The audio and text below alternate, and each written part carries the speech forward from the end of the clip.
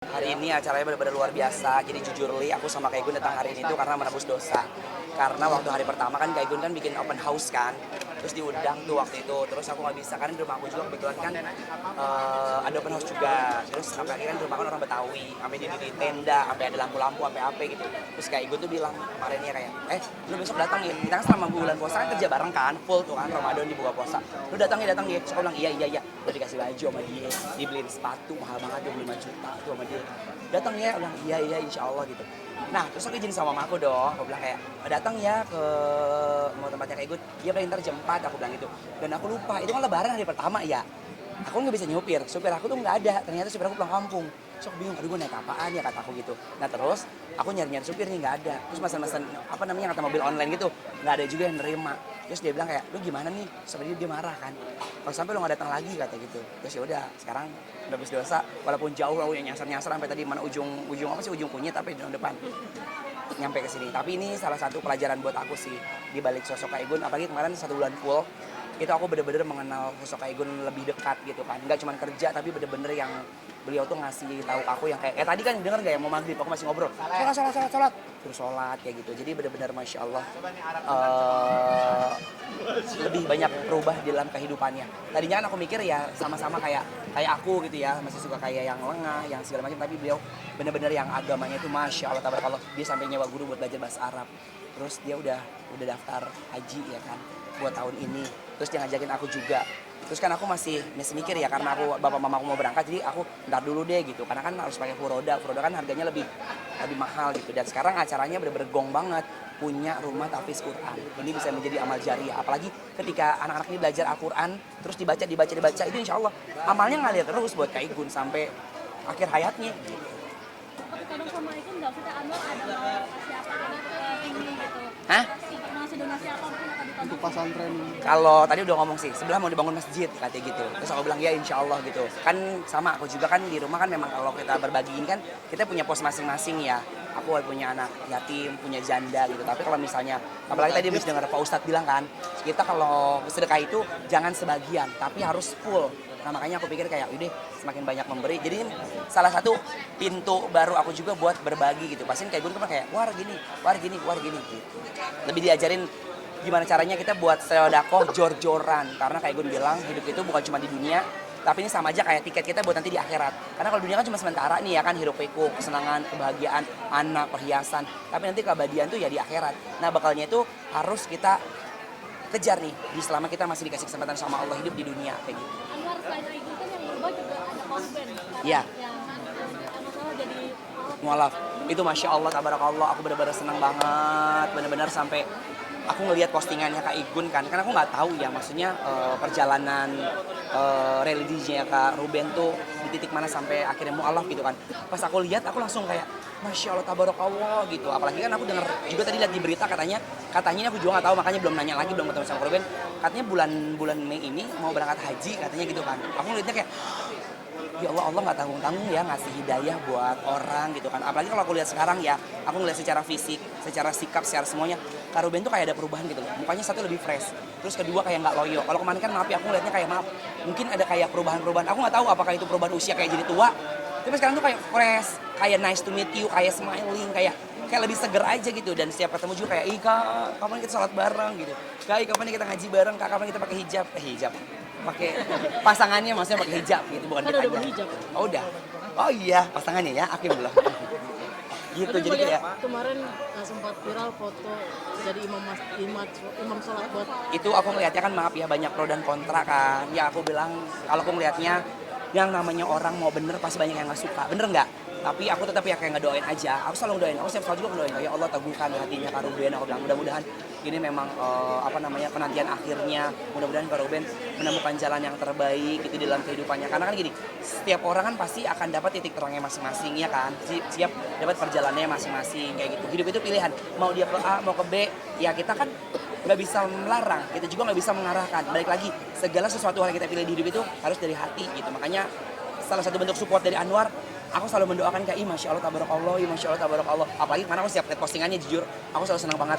Beliau tuh selalu posting tentang dia lagi belajar sholat, Terus kemarin dia ngumrohin tim temen-temennya kan, temen-temen dari apa perusahaannya ada berapa 3 atau 4 orang gitu yang diumrohin gitu. Makanya kayak, iya masya Allah akan ada apa lagi nih, dan dia kan bikin program kajian juga kan, yang mudah-mudahan salah satu bentuk konsisten untuk terus belajar mendekatkan diri ke Allah Subhanahu Wa Taala. Gitu. Kak, sahabat kamu juga kan ada kabar bahagia Kak Billy sama Vika, seperti apa sih? Kalau Billy sama Vika itu juga kan aku udah tahu ya sebelum beliau hura-hiri di TV ini kan. Karena kemarin tuh sempat kayak Kak Billy tuh bilang nggak mau nongolin ke infotainment atau ke media karena pengen dia doanya itu bener-bener dia tuh mau fokus sendiri. Dia bener-bener mau fokus kayak ini bener jodoh gue bukan ya, karena nggak mau takutnya Kak Billy tiba-tiba ntar diumbar, diapain, takutnya jadi doa yang nggak baik, terus takutnya jadi fitnah, terus ketiga juga takutnya akhirnya banyak spekulasi orang-orang yang ngedoain nggak baik. Kalau di Islam kan ada yang kena ain ya, mata itu orang bilang suka tapi taunya hatinya nggak suka gitu. Nah sekarang mudah-mudahan setelah dikenalkan sama publik, terus ada beberapa acara juga, itu penantian terakhir mudah-mudahan sih cepat jadi.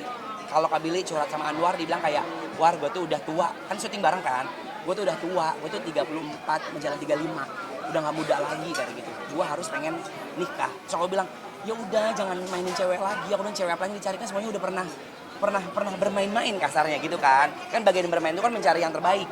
Dia bilang iya mudah-mudahan ini penantian terakhir kata gitu. So aku juga ngedoain ya Allah mudah-mudahan ini, karena kan kemarin udah tukar ini juga, tukar apa namanya, tukar cincin juga tuh di Bali kan, untung dia nggak kelibas sama ombak itu salah satu aku ngeliat juga doa, dan aku langsung ngechat Kak Billy jangan lupa ya aku jadi bridesman gitu kan. Apa? Iya groomsmen. Jadi yang kayak pakai apa baju buang baya cewek dong. Pakai baju-baju yang kayak sahabat pengantin gitu. Iya. Doain ya. Cuman katanya pengen lebih ke intimate aja kata gitu. Perjalanan cinta mereka seperti Perjalanan cintanya buat aku sih mulus ya. Maksudnya mereka bertemu secara nggak sengaja di Indonesia kan. Vika kan dia konten kreator dari Rusia kan, dari Belarus kan di Indonesia. Dia belajar bahasa Indonesia, dia belajar kebudayaan Indonesia, makanan Indonesia, ketemu sama Kak Billy, disupport system sama dia, dan itu masuk banget. Yang satu bocahnya lempeng banget, yang satu kan agak urak-urakan, jadi lempeng sama urak-urakan ya mudah-mudahan mengamprak jadi satu kesatuan gitu. Mungkin bocorin tanggalnya berapa dong? Kalau tanggalnya aku nggak tahu karena Billy sampai saat ini nggak tahu tanggalnya, dia cuma bilang doain aja ya War. Bulan. tahun ini nggak sih? Habis Lebaran. Tahu Lebaran tahun depan kali ya? Nungguin dia. Tapi udah pernah lihat interaksi secara Udah kan kalau di lokasi kan suka diajak Pikanya suka ketemu. Iya. Ini buat kerudung. Pakai nanya. Apa tadi bentuk komunikasinya?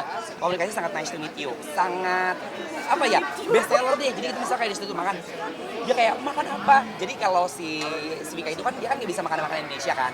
Jadi Billy langsung ngasih tahu, ini makannya salad yang Indonesia, salad gado-gado ya paredok gitu. Terus dikasih, dia nggak suka nasi, nggak suka makan ikan asin. Terus Billy suka kayak dia nggak suka ini nih, sukanya buah-buahan sama roti, udah dicariin pizza.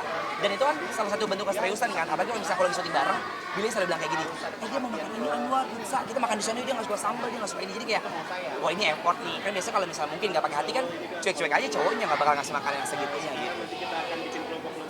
Anwar, apa sih yang pada saat Billy ngomong kayak itu jodoh gue kriteria apa yang menurut Billy ada dalam diri Ada yang satu cantik, terus Billy bilang katanya kalau bule itu kan orangnya apa adanya ya, maksudnya ibarat kata nggak suka basa-basi, suka-suka enggak gitu. Terus sama orangnya itu apa adanya, jadi bener-bener kayak apa sih bahasanya kalau apa adanya itu polos sih, bukan polos, yang natural, bior slap ya, bisloper kan, ya, dia bisoler fresh gitu, yang katanya diri apa, bisoler slap ya, bisoler yes, ya itu pokoknya jadi diri sendiri kan. Nah itu dia bilang kayak gue tuh sama dia tuh kayak bener-bener gak perlu jadi orang lain, dia tuh bener-bener mencintai gue apa adanya. Jadi kayak oh masya Allah, ya itulah yang dinamakan jodoh gitu kan. Karena kalau jodoh itu kan bukan mencari kesempurnaan tapi mencari kekurangan. Nah, kalau udah nikah tahu kekurangannya, taunya cerai kayak yang lain-lain gitu. Mohon maaf ya, maksudnya contoh gitu kan, kita harus tahu dulu dia dikurangnya gini, dia sukanya gini, dia pas nikah udah amprok, tinggal disempurnain gitu. Pasangan yang serasi buat aku best. Apalagi kemarin pas aku lihat foto ini, dia beberapa kali acara tuh dalam satu hari dia lompat acara, kalau misalnya ada pagi, siang, sore, itu baju gue udah ganti kan. Si Pika kan pakai baju yang kayak berukat bolong-bolong itu kan. Terus kalau kayak masya Allah ya Allah kayak boneka, terus aku komen aja kayak Lucinta Luna mukanya cakep gitu, maksudnya cakep banget masya Allah gitu. Tapi lu nyengir lu mungkin.